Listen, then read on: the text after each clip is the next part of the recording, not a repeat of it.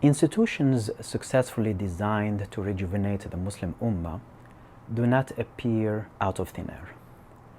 They are tied to a lineage of scholarship, grounded movements in the Islamic intellectual tradition that goes back to the person of Rasulullah. In the Indian subcontinent, the movement founded in Deoband in the 1860s could only happen as a result of long history of scholarship present in northern India in the centuries preceding it. One of the most important figures in the history was Shah Ismail Dehlevi. He was born in 1779, the equivalent of 1193 after Hijrah. His grandfather was the famous Shah Waliullah Dehlevi, one of the most important revivers of Islam in the 18th century. Being born into a scholarly family, his early education was at the hands of his father Shah Abdul Ghani and his uncle Shah Abdul Aziz. Like many other figures throughout the Muslim world at this time, he recognized the existential threat that European imperialism posed to the Muslim Ummah and began to work towards a revival of Muslim authority in the subcontinent.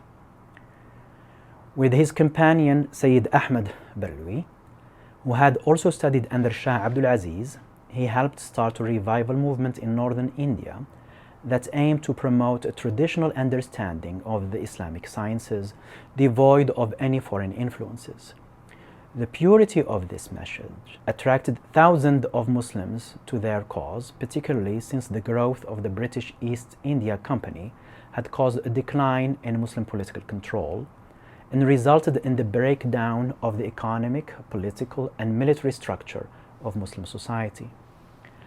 The resistance movement that Shah Ismail and Sayyid Ahmad founded was based in the northwestern part of the subcontinent, as far as possible from British encroachment. Here they were able to establish their own Islamic authority and train Muslims to resist the British militarily, but more importantly, through education, by upholding and transmitting that Islamic intellectual tradition that he was trained in.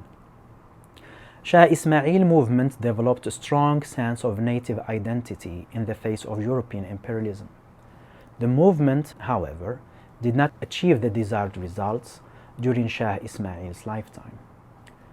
The Muslim revivalists found themselves in conflict with the growing Sikh Empire in Punjab, which was taking advantage of the decline of Muslim power to impose itself across northern India. Shah Ismail was killed in 1831 against the Sikhs, or has been known after that as Shah Ismail Shaheed. However, the revival that he helped inspire would bear fruit in later decades. His works would become widespread throughout India and particularly inspire the generation of ulama who founded Darul Uloom Deoband in 1866. After another Muslim revolt against the British led to the establishment of direct royal control over the entire subcontinent. The Deobandi movement understood that resistance against Western imperialism must first be based on the Islamic intellectual tradition as a framework before it could engage in political and military resistance.